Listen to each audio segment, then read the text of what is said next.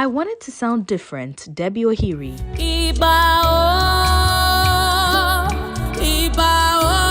Singer-songwriter and actor Deborah Ohiri Oletibo, professionally known as Debbie Ohiri, in an interview with HIPTV, speaks on why she decided to choose African folklore and talking drum as an indigenous African musical instrument to pass her message to fans. The singer also disclosed how she has managed to remain relevant in the competitive space of the entertainment industry. For me to choose that path, I've always known that I wanted to represent my culture, my roots, my identity.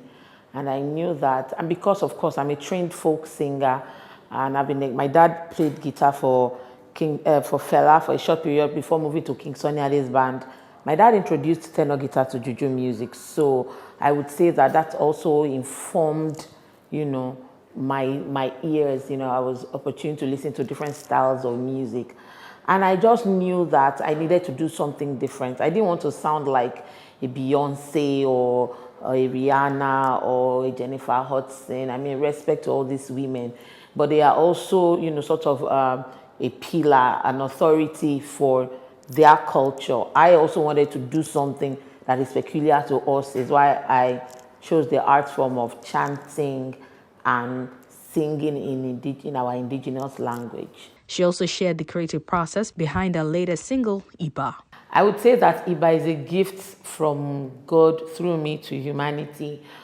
I got on a project, I think 2019 or 2021, I can't remember which of the years. It's for a stage play, and when I got the script, I slept. And I heard the sound and the lyrics from my sleep. Unconsciously I looked on my phone to, do the sound recording of what I received.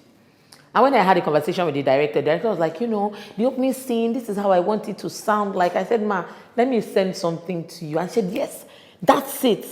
I just knew at that point that anytime I'm ready to come out for my own personal project, that would be the song to put out. I mean, who am I without God? Who am I without the master artist? And yeah, that's it, basically. The singer also discussed the importance of the 1630s theme to the growth of Afrobeats in the entertainment industry. Okay, I would say that, it's even a great, tagline for the Headies ceremony this year. I mean, I think it's high time we begin to tell our stories by ourselves the way we know how to.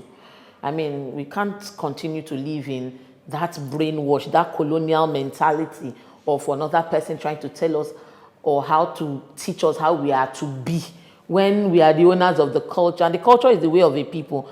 How can somebody that is not a part of what I am come to tell me how I'm supposed to be? I mean, I think that's a konoma. So I like that, we are beginning to tell our stories in the most authentic way, which is us. Yes. In as much as the music industry is quite competitive, Deborah Ohiri sends a word of advice to up-and-coming females in the industry. First and foremost, I want you to embrace your strength as a woman, your femininity. The first call for you as a woman is you're a nurturer. So naturally, when you want to nurture something, something must give way for something. Give way doesn't mean absolute, cut off. I'm married, I have a son. At the time, I think I was performing 2 weeks to my EDD, and by the 4th week after I had my child, that was when Prince Charles came to Nigeria, and I was called on to come and do the welcome chants for him. And again, I had a cesarean session. It wasn't easy, but I had to do it because this art form is what I have known before marriage, before childbirth. So I would say to you, do not let this marriage or childbirth or family take you away from your calling, from your light. Yes, it's possible at some point. Sometimes we don't get as much support as we need to get to help us cushion this new reality, because you've never had a child before. This is a new reality, a new body, a new person, new responsibility. In most cases, women don't get as much support as they need to get. That is why it sort of feels like, oh, since this person had a child or since this person got married, there's a fallback. But irrespective of that, find strength from within.